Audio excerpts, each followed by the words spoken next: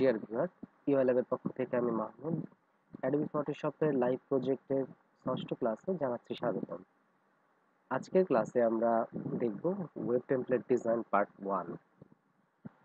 Web template কিভাবে design করতে হয়, ওয়েব টেমপ্লেট ডিজাইন করার জন্য কি কি বিষয় আমাদের মাথায় রাখতে হবে, ওয়েব টেমপ্লেটের সাইজ কেমন হতে পারে, ওয়েব টেমপ্লেট ডিজাইনের জন্য কি কি ফন্ট ইউজ করা যেতে পারে, কোন ফন্টগুলো ইউজ করলে ভালো হবে। তো এই ধরনের বিষয়গুলো নিয়ে আজকের ক্লাসটা আমরা দেখব। ঠিক আছে? তো শুরুতেই দেখতে পাচ্ছি আমরা একটা ওয়েবসাইট, আমার ডকুমেন্টে একটা ওয়েব টেমপ্লেট ওপেন করা আছে।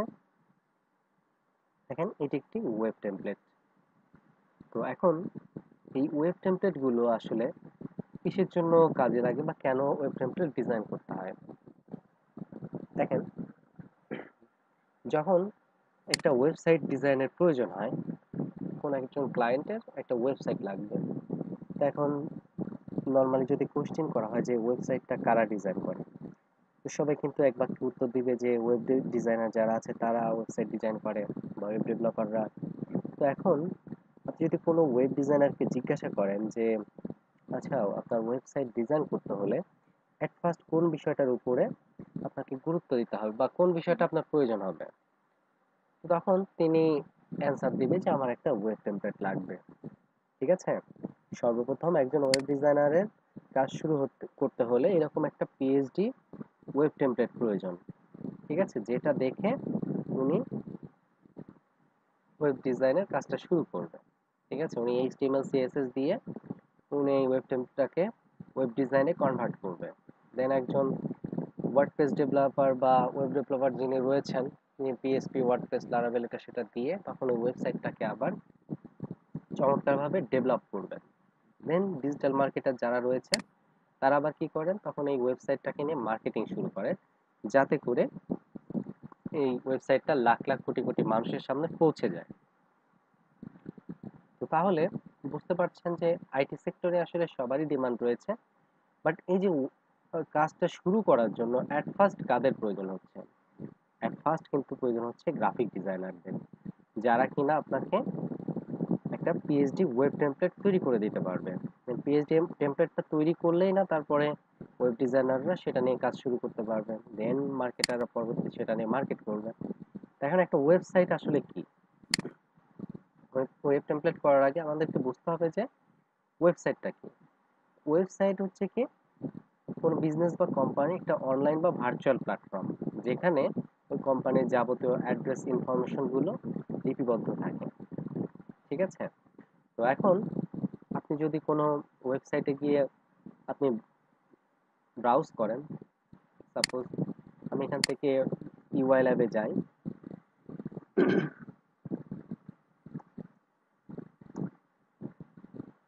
তো আমি এখান থেকে uilab.org জাস্ট এই ইউআরএল দিয়ে আমি এখানে কিন্তু একটা সার্চ করলাম।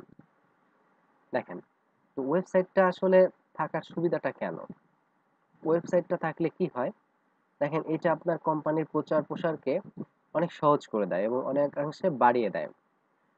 সাপোজ এখন এই কোম্পানিটা অবস্থিত ঢাকাতে। ঠিক আছে? কোম্পানির লোকেশনটা এখানে দেখেন দেওয়া আছে যে 31 commercial area, 4th floor, Columbia super market, মহাখালীতে।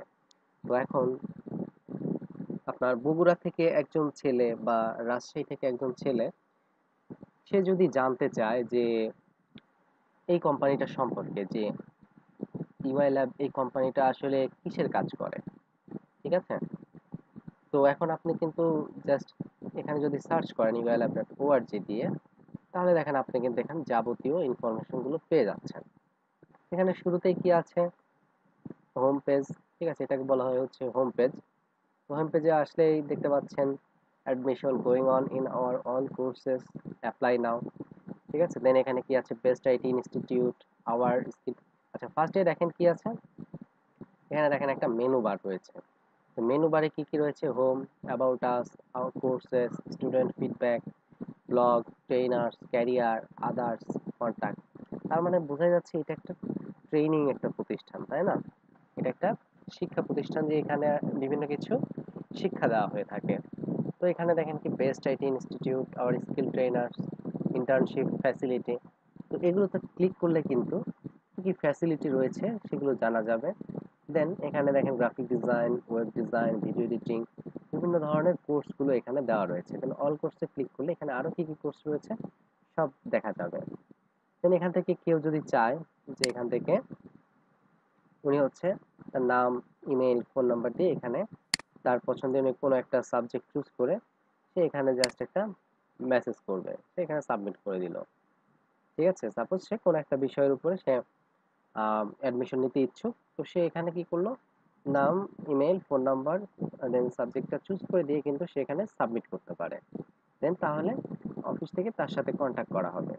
ঠিক আছে, এছাড়াও বিভিন্ন ধরনের ইভেন্ট হয়ে থাকে, সবগুলো এখানে দেওয়া রয়েছে। এছাড়াও আরো দেখেন কি আছে এখানে, অ্যাবাউট আস। অ্যাবাউট আসে যদি যাই, এখানে দেখি কি রয়েছে অ্যাবাউট আসে। তো অ্যাবাউট আসে গেলে এখানে দেখা যাচ্ছে যে one of the main objectives of the UI Lab is to create skilled and professionally committed IT expert।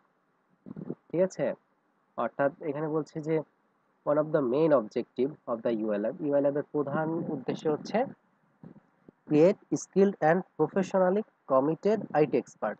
ঠিক আছে, আইটি এক্সপার্ট তৈরি করা, এটা হচ্ছে ইউআই ল্যাবের মূল উদ্দেশ্য। ঠিক আছে, দেন এখানে বলা হচ্ছে ওয়াই চুজ আস, কেন চুজ করবেন UI ল্যাবকে।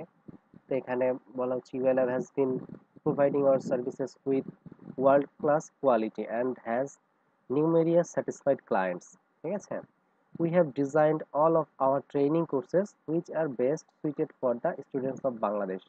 But for that, we do not compromise the quality, rather, we take special care of every student who have IT knowledge from basic to advanced.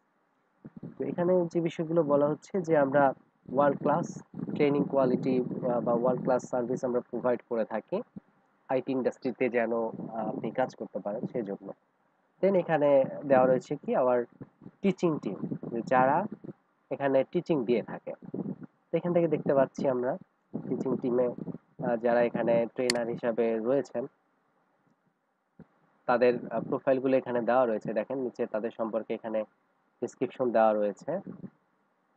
তো এগুলো কিন্তু সবাই দেখে এখানে ভর্তি হতে পারে বা এখানে অ্যাডমিশন নিতে পারে যখন দেখবে যে এরকম স্কিল ট্রেনার এখানে রয়েছে।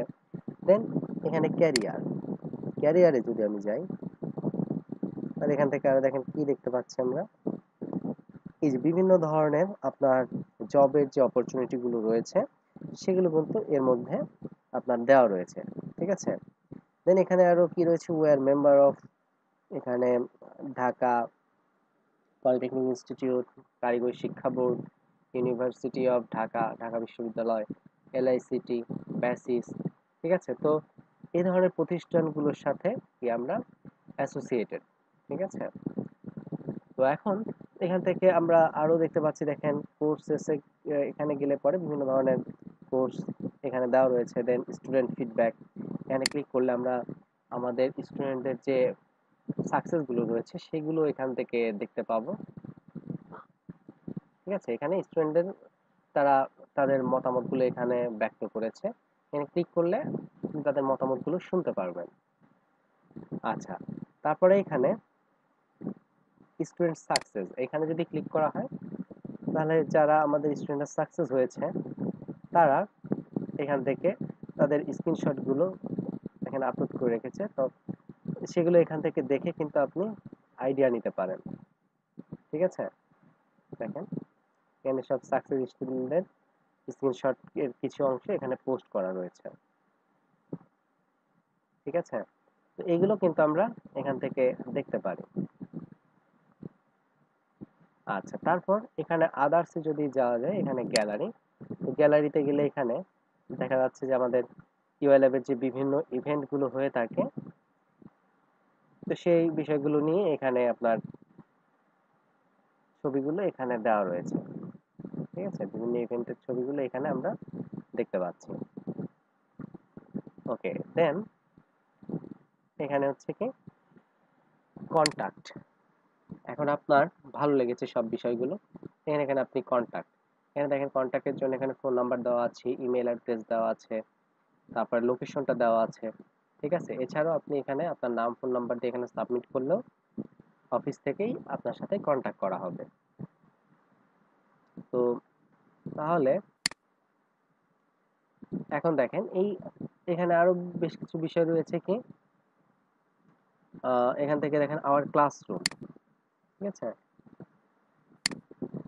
আর ক্লাসরুমে ক্যাটাগরিতে যদি যাই, এখানে ক্লাসরুমের ছবি ইন্ডিভিজুয়ালি এভাবে এখানে দেখেন দেওয়া আছে, ঠিক আছে? এখানে ক্লাসরুমের ছবিটাও দেখেন দেওয়া আছে। এটা একটা সেমিনারের অথবা একটা ওয়ার্কশপের ছবি হতে পারে। তো যাই হোক, তো দেখেন এখান থেকে আমরা তাহলে এই ওয়েবসাইটটা যদি ভিজিট করি, তাহলে মোটামুটি ইউআই ল্যাব সম্পর্কে বা এই প্রতিষ্ঠানটা সম্পর্কে কিন্তু আমরা ওভারঅল একটা ভালো একটা আইডিয়া কিন্তু আমরা এখান থেকে পেতে পারি, ঠিক আছে? এখানে দেখেন ব্লগ এড করা আছে। আমি যদি ব্লগে ক্লিক করি, তাহলে এখান থেকে দেখেন how to start to become a good graphic designer, কিভাবে একজন গুড গ্রাফিক ডিজাইনার হওয়া যায় সেই সম্পর্কে কিন্তু এখানে যে ব্লগ লেখা আছে, ঠিক আছে? তাহলে দেখেন এভাবে চাইলে আসলে আমরা কি করতে পারি, এভাবে চাইলে আমরা এই ওয়েবসাইটটা ভিজিট করেই ইউআই ল্যাব সম্পর্কে কিন্তু আমরা ভালো একটা আইডিয়া পেতে পারি। তাহলে দেখেন এরকম একটা যদি ওয়েবসাইট থাকে আপনার, তাহলে আপনার কোম্পানিটার প্রচারের জন্য কিন্তু কত সুবিধা এবং এটা কত গুরুত্বপূর্ণ একটা ভূমিকা পালন করছে, ঠিক আছে? এখন এই যে ওয়েবসাইটগুলো, তাহলে এইগুলোর চাহিদা দিন দিন বাড়বে না কমবে? এখন যারাই যে কোনো ধরনের বিজনেস করতে যাক না কেন, তার কিন্তু এখন ওয়েবসাইট প্রয়োজন হবে, ঠিক আছে? সেটা হতে পারে কেউ একটা শিক্ষা প্রতিষ্ঠান খুলছে, অথবা কেউ একটা আইটি সেন্টার খুলছে, অথবা আপনার যে কোনো মন্ত্রণালয়ের কথা বলেন, প্রতিটা মন্ত্রণালয়ের ওয়েবসাইট রয়েছে। স্কুল, কলেজ, ভার্সিটি থেকে শুরু করে সব জায়গায় কিন্তু ওয়েবসাইট রয়েছে সবগুলো প্রতিষ্ঠানের। এছাড়া আপনি দেখেন আমরা প্রতিনিয়ত যে প্রোডাক্টগুলো আমরা ইউজ করছি, ঘুম থেকে উঠা থেকে শুরু করে দেখেন, আমরা ঘুম থেকে উঠে আমরা হচ্ছে হয়তো পেস্ট দিয়ে আমরা দাঁত ব্রাশ করছি, ক্লোজ আপ, দেন হচ্ছে এরকম বিভিন্ন ধরনের পেস্ট রয়েছে, পেপসোডেন্ট, এগুলো লিখে সার্চ দেন, দেখেন এগুলোরও একটা ওয়েবসাইট আছে। দেন আপনি এই যে একটু ফ্রেশ হওয়ার জন্য আপনি বিভিন্ন হ্যান্ড ওয়াশ বা আপনি সাবান ইউজ করতে পারেন হাত মুখ ধোয়ার জন্য। আপনি স্যান্ডেলিনা বিভিন্ন ধরনের সাবান রয়েছে, এগুলো লিখে যদি সার্চ করেন, দেখবেন যে এগুলোর ওয়েবসাইট রয়েছে। দেন আপনি খাবারের জন্য আপনি ডাইনিং টেবিলে হয়তো বসেন, তো সেটা হতে পারে আরএফএল এর, আপনি আরএফএল লিখে সার্চ করেন, দেখেন সেটার ওয়েবসাইট রয়েছে। দেন আপনি খাচ্ছেন যেই পাত্রে যে প্লেটে খাচ্ছেন, সাপোজ সেটা আপনার যে কোনো একটা কোম্পানির মেলামাইনের হতে পারে, ঠিক আছে? তো আপনি ওই কোম্পানির নামটা লিখে সার্চ করেন, দেখেন ওইটাও চলে আসবে। তো এভাবে আপনি ধরেন কোথাও যাবেন, এখন ড্রেস পরবেন, এখন আপনার ড্রেসটা যদি হয় আপনার পোশাকটা, সাপোজ আপনি রিচম্যান ব্র্যান্ডের আপনি শার্ট ইউজ করবেন, তো এখন রিচম্যান লিখে সার্চ দেন, দেখেন সেটারও আপনার ওয়েবসাইট চলে আসবে। দেন আপনি যে জুতাটা ইউজ করছেন সেটা হতে পারে নাইক ব্র্যান্ডের, বাটা অথবা অ্যাডিডাস, যে কোনো ব্র্যান্ডের হতে পারে, আপনি সার্চ করেন, দেখেন সেটারও ওয়েবসাইট আছে। আপনি হয়তো হাতে ঘড়ি একটা ব্যবহার করবেন, ঘড়ির যে ব্র্যান্ডটা ইউজ করেন আপনি সেই ব্র্যান্ডের নামটা লিখে সার্চ করেন, দেখেন সেটারও ওয়েবসাইট আছে, ঠিক আছে? তো যে সানগ্লাসটা আপনি ইউজ করছেন সেটারও হয়তো ওয়েবসাইট আছে। দেন আপনি একটা গাড়ি নিয়ে যাবেন, এখন আপনার গাড়িটা হতে পারে টয়োটা বা যে কোনো ধরনের গাড়ি হতে পারে, অথবা আপনি বাইক নিয়েই যাচ্ছেন, সেটা হতে পারে বাজাজ বা ইয়ামাহা, যে কোনো টাইপের গাড়ি হতে পারে। তো আপনি সেই গাড়ির নাম, ওই কোম্পানির নাম লিখে যদি সার্চ করেন, সেটাও দেখবেন ওয়েবসাইট আছে। তো এভাবে আসলে আমি যদি সকাল থেকে শুরু করে আপনার রাত পর্যন্ত যে কার্যক্রমগুলো হয়ে থাকে দৈনন্দিন জীবনে, তো এগুলো যদি আমি এভাবে ধরে ধরে আপনাকে বলি, তাহলে দেখবেন যে প্রতিটা জিনিসের জন্যই আপনার বর্তমানে ওয়েবসাইট রয়েছে, ঠিক আছে? আর ই কমার্স, আপনি দেখেন কোনো রেস্টুরেন্টে খেতে যান, আপনি সেখানে দেখেন ভালো রেস্টুরেন্ট হলে সেটারও একটা ওয়েবসাইট আছে। আপনার গণপরিবহনের কথায় যদি ধরি, যে ভালো ভালো পরিবহন রয়েছে, যে গ্রিন লাইন, ঠিক আছে, এগুলোরও দেখেন ওয়েবসাইট আছে। তো তাহলে আপনি বুঝতেই পারছেন যে ওয়েবসাইটটার ব্যবহার কত পরিমাণে বাড়ছে বর্তমানে। আর ই কমার্স সাইটের কথা যদি বলেন, তাহলে তাদের তো বিজনেসটাই ডিপেন্ড করতেছে আপনার ই কমার্সের উপরে, অর্থাৎ ওয়েবসাইটের উপরে, অর্থাৎ তাদের মিডিয়া হিসাবেই কিন্তু কাজ করছে কি, ওয়েবসাইট। তাহলে এই ওয়েবসাইটের চাহিদা দিন দিন ডেফিনেটলি বাড়বেই, তাই না? তো এখন এই ওয়েবসাইটের চাহিদা যেহেতু বাড়বে, তাহলে আপনার ওয়েব ডিজাইনার, ওয়েব ডেভেলপারদের চাহিদা বাড়বে। আর ওয়েব ডিজাইনার ডেভেলপারদের যদি চাহিদা বাড়ে, তো আপনার তো গ্রাফিক ডিজাইনারদের চাহিদাও বাড়বে। কেন বাড়বে? বা ওয়েব টেমপ্লেট যারা ডিজাইন করে তাদের চাহিদা বাড়বে। এটার রিজন হচ্ছে কি, কারণ এই যে ওয়েবসাইট, এটা ডিজাইন করার জন্য তো, ওয়েব ডিজাইন করার জন্য একটা ফার্স্টে পিএইচডি টেমপ্লেট, এরকম একটি টেমপ্লেট আপনাকে তৈরি করতে হবে। তাহলে না এরকম একটা ওয়েবসাইট তৈরি করা যাবে। এখন এই যে ওয়েব টেমপ্লেটটা, এইটা কিন্তু তৈরি করছে আমাদের মতো গ্রাফিক ডিজাইনাররা। ঠিক আছে? আমাদের মতো গ্রাফিক ডিজাইনার যারা রয়েছে তারা কিন্তু এই ওয়েব টেমপ্লেটটা ডিজাইন করছে। ঠিক আছে? তো ওয়েব টেমপ্লেটটা আবার আপনার দুইটা বিষয় মাথায় রেখে ডিজাইন করতে হয়। একটা হচ্ছে ইউআই, ইউএক্স। আমরা যদি ইউএক্স লিখে সার্চ করি, তাহলে এখানে আমরা দেখতে পাচ্ছি যে এটা একটা অ্যানালাইসিস করার মতোই একটা বিষয় মনে হচ্ছে। ইউএক্সটা হচ্ছে মূলত ইউজার এক্সপেরিয়েন্স। ঠিক আছে? ইউএক্স অ্যান্ড ইউআই ডিজাইন আমরা অনেক হয়তো নাম শুনেছি। তো ইউএক্সটা হচ্ছে কি অ্যানালাইসিস পার্ট। ঠিক আছে? ইউএক্স মানে হচ্ছে ইউজার এক্সপেরিয়েন্স। ঠিক আছে?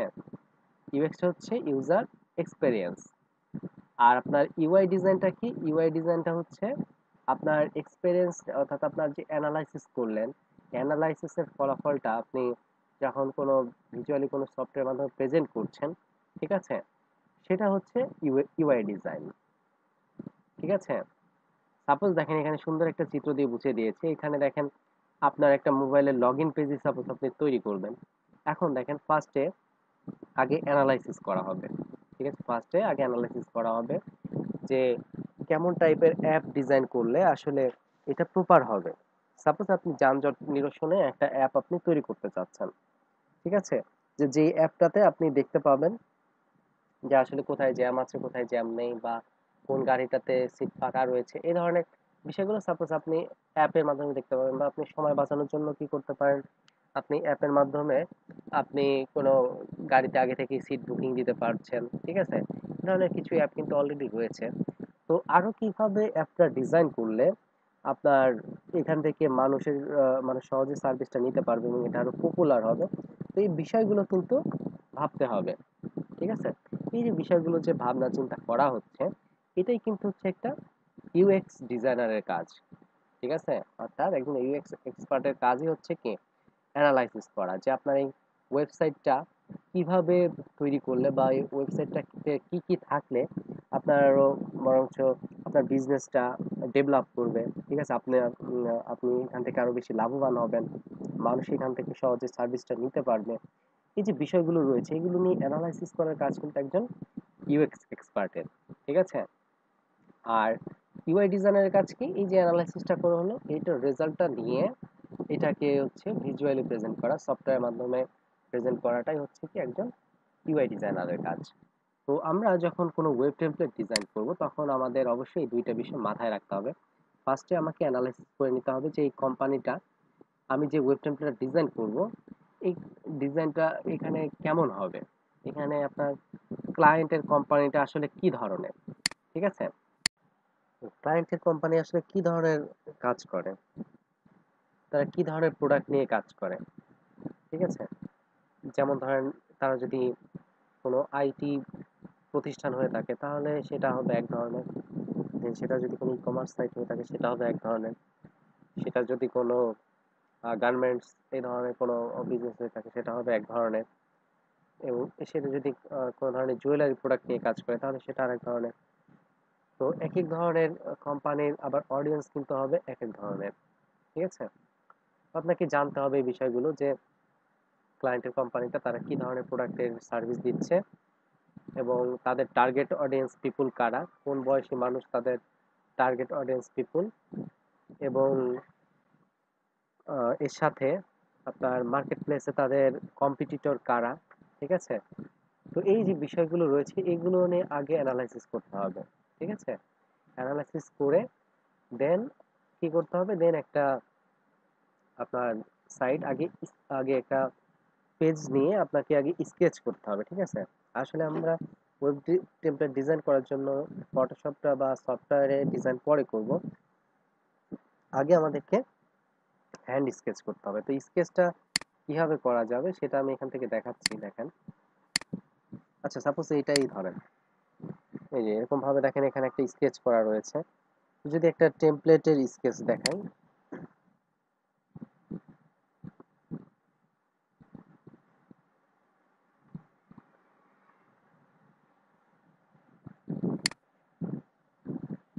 ওয়েব টেমপ্লেট হ্যান্ড স্কেচ লিখে সার্চ করলাম, তো এখানে দেখতে পাচ্ছেন এখানে ওয়েব টেমপ্লেটটা সুন্দর করে কিন্তু এখানে কি করা হয়েছে, হ্যান্ড স্কেচ করা হয়েছে।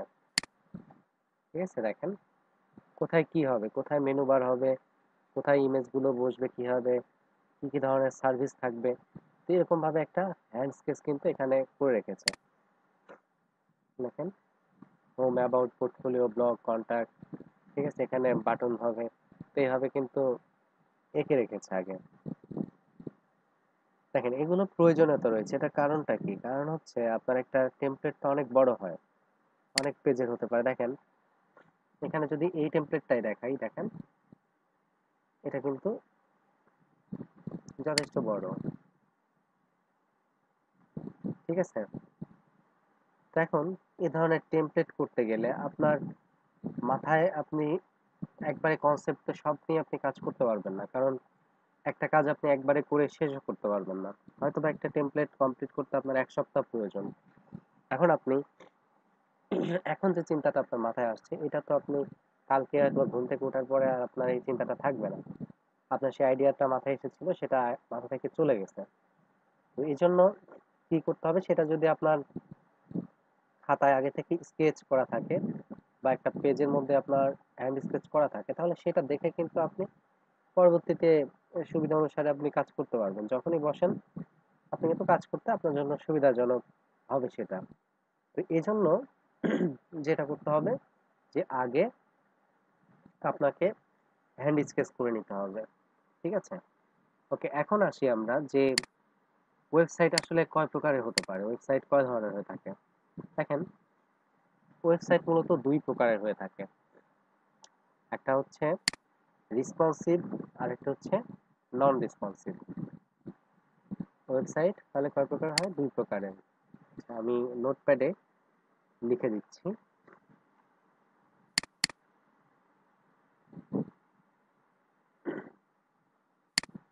ওকে, দেয়ার আর 2 types of website.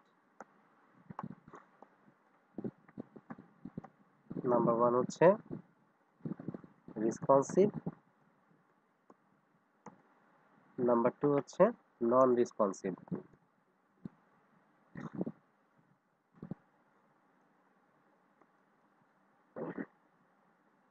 আচ্ছা, এখন নন রেসপন্সিভ ওয়েবসাইটগুলো কেমন।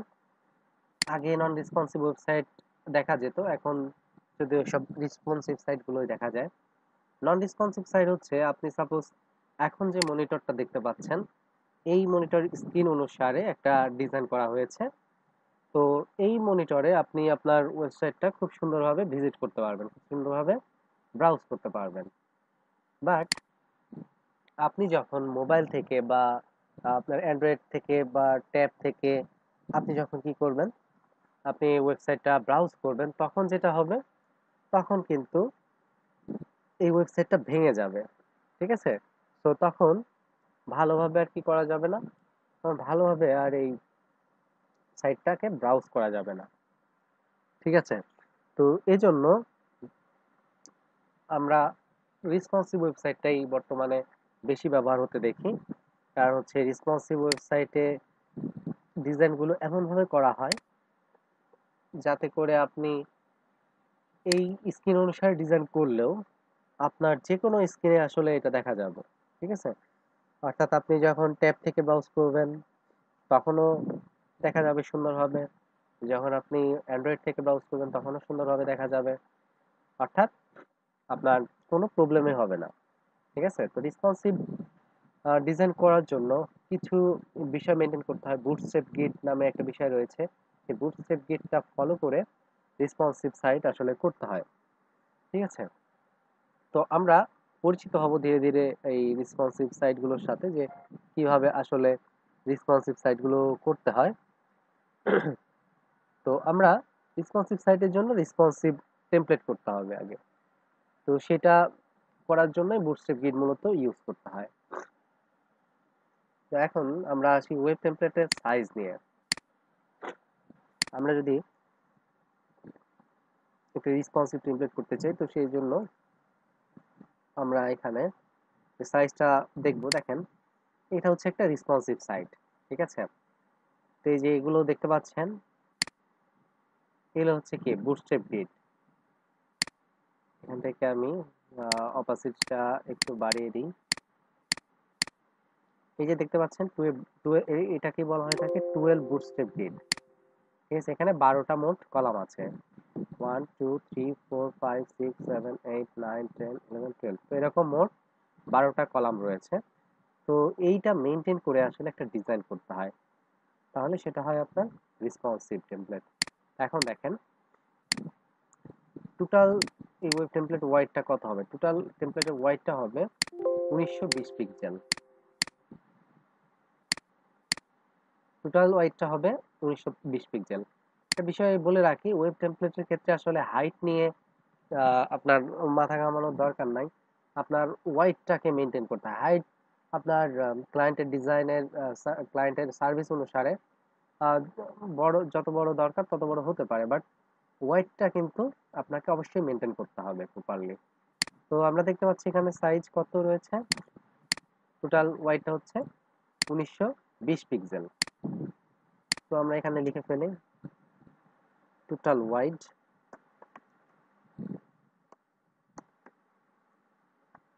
1920 পিক্সেল। ওকে, দেন এখানে আমরা এখন যে বুটস্ট্র্যাপ গ্রিডটা দেখতে পাচ্ছি, তো বুটস্ট্র্যাপ গ্রিডের ক্ষেত্রে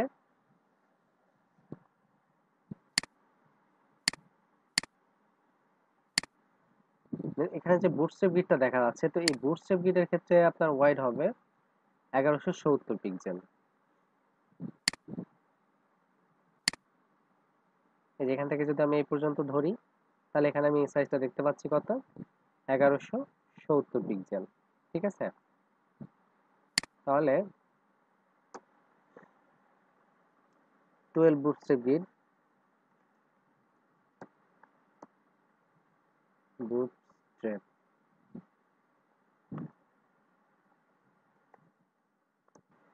গ্রিডের সাইজ হচ্ছে, গ্রিড সাইজ এটা ওয়াইড হচ্ছে কত, 1170 পিক্সেল। আচ্ছা, তারপর দুই পাশ থেকে আমরা কি করব? দুই পাশ থেকে আমরা এখান থেকে 15 পিক্সেল এবং এখান থেকে 15 পিক্সেল বাদ দিব, ঠিক আছে? তো তাহলে 15 15 30 পিক্সেল দুই পাশ থেকে বাদ দেওয়া হলে কত থাকছে, 1140 পিক্সেল। তো এই 1140 পিক্সেলের মধ্যে কিন্তু আমাদের মেইন ডিজাইনটা করতে হবে, ঠিক আছে? then again without safety mark,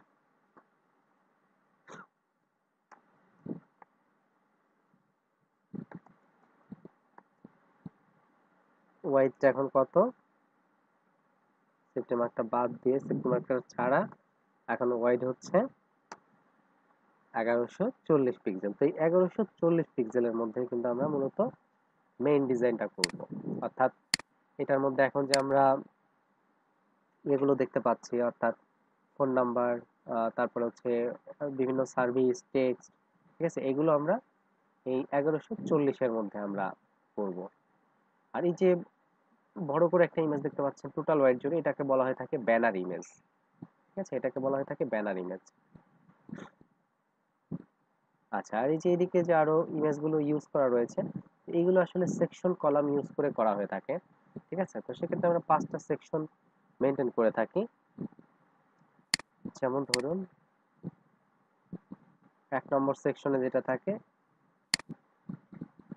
1 নম্বর সেকশনে থাকে একটা কলাম, ঠিক আছে? এখান থেকে সাইজটা আমি অন্য ধরনের কালার দিয়ে দিই।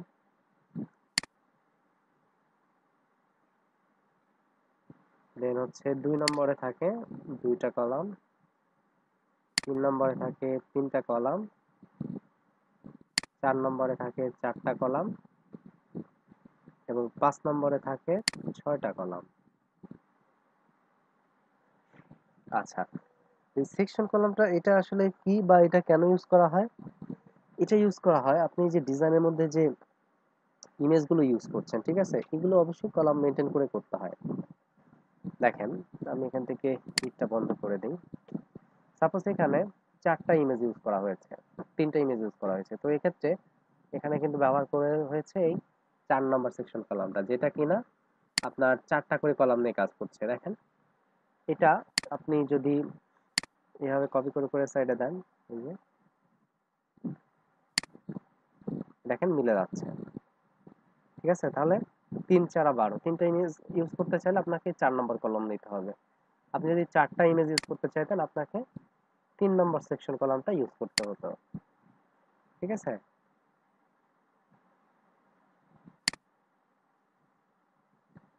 দেন আপনি যদি 6টা ইমেজ ইউজ করতে চাইতেন তাহলে আপনাকে এই 2 নম্বর সেকশন কলামটা ইউজ করতে হতো।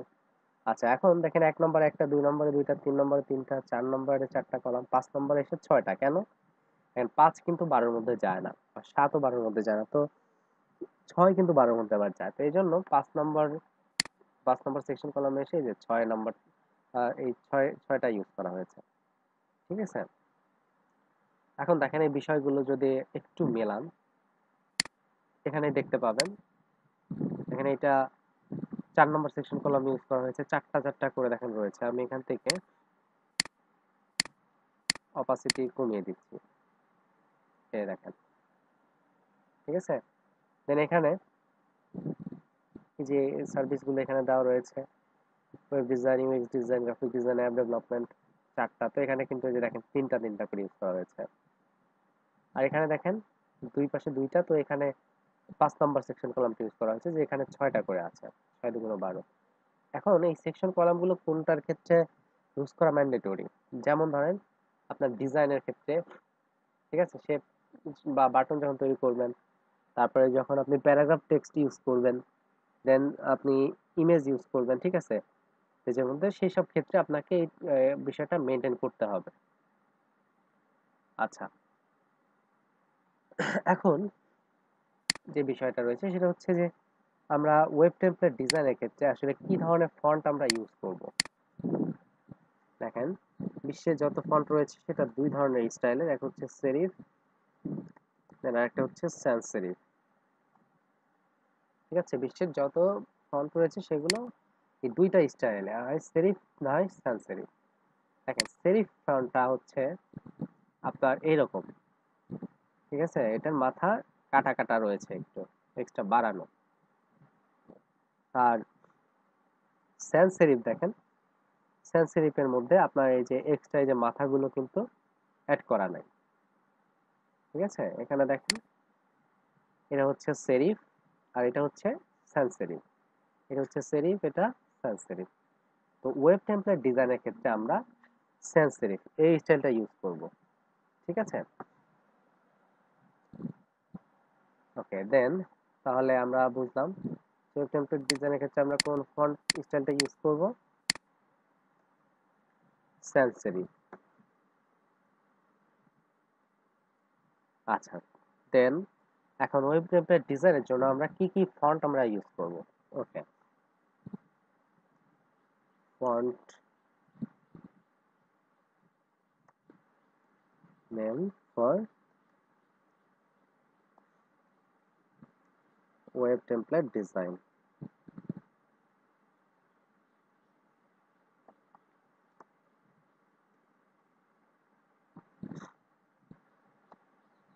ওকে, নাম্বার 1 হচ্ছে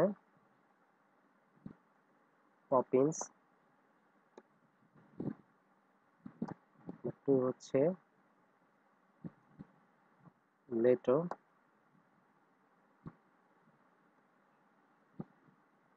3 হচ্ছে রোবোটো। ঠিক আছে?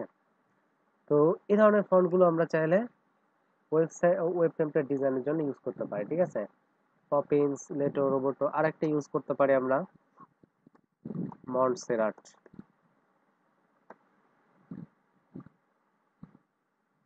ঠিক আছে?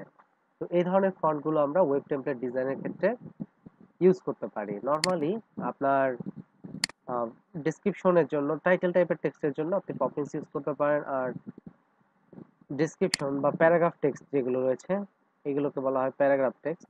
এই প্যারাগ্রাফ টেক্সটগুলোর জন্য আপনি অবশ্যই লেটো ইউজ করবেন। ঠিক আছে, লেটো, রেগুলার অথবা লাইট, এই অপশনটা ইউজ করতে হবে। ঠিক আছে, এই স্টাইলটা ইউজ করতে হবে।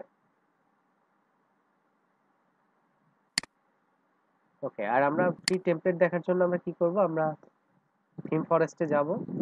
থিম ফরেস্ট লিখে সার্চ করলেই আমরা থিম ফরেস্টটা পেয়ে যাব। এখানে এখানে এসে ইউআই টেমপ্লেট, আচ্ছা আমি এগুলো কেটে দিয়ে আমি নতুন করে থিম ফরেস্টে যাচ্ছি। এখান থেকে থিম ফরেস্ট লিখে সার্চ করব। থিম ফরেস্ট লিখে সার্চ করে এখান থেকে আমরা থিম ফরেস্ট ডট নেট এখানে গেলাম। দেন এখানে আসার পরে এখান থেকে আমরা ইউআই টেমপ্লেটে আমরা ক্লিক করব। তো ইউআই টেমপ্লেটে ক্লিক করলে আমরা এখান থেকে বিভিন্ন ধরনের টেমপ্লেট আমরা এখানে দেখতে পাবো। ঠিক আছে,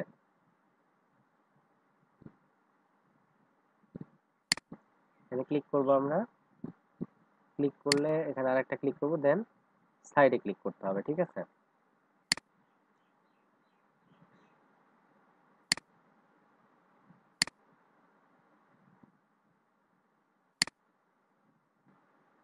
ওকে। তো এখন দেখেন আমরা টেমপ্লেটটাকে ভালো করে ভিউটা দেখতে পাচ্ছি।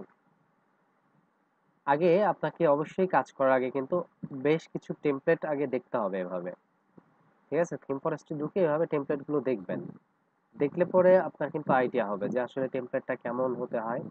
ঠিক আছে, তো এই আইডিয়াটা না পেলে আসলে কাজ করা কিন্তু কঠিন। টেমপ্লেটের যত বেশি দেখা যাবে, যত বেশি বেশি ওয়েব টেমপ্লেট দেখবেন, তত কিন্তু আইডিয়াটা বাড়বে। ঠিক আছে, যে কালার কম্বিনেশন কেমন হয়, তো এখান থেকে যত বেশি দেখা যাবে ততই সুবিধা। এখান থেকে বিভিন্ন টেমপ্লেট দেখবেন এবং কমপক্ষে 10টা জেপিজি টেমপ্লেট সেভ করে নেবেন। সেভ করে নিয়ে দেন হচ্ছে আপনি 10টা থেকে মিলায়ে একটা আগে হ্যান্ড স্কেচ করবেন। ঠিক আছে, আজকে প্রথম পার্টে কাজ হচ্ছে হ্যান্ড স্কেচ করা। আপনারা 10টা টেমপ্লেট দেখবেন, দেখে আপনারা হ্যান্ড স্কেচ করবেন আজকে। ঠিক আছে, দেন সেকেন্ড যে অপশনটা বা সেকেন্ড যে পার্ট রয়েছে সেই পার্টে আমরা হচ্ছে ডিজাইন করব। ঠিক আছে, যে হ্যান্ড স্কেচটা ইউজ করে কিভাবে মূলত ডিজাইন করতে হবে আমাদেরকে, সেই বিষয়টা আমরা দেখব। ওকে, সো ভিউয়ার্স, আশা করি আজকের ক্লাসটি ভালো লেগেছে। তো ধন্যবাদ সবাইকে এতক্ষণ সাথে থাকার জন্য।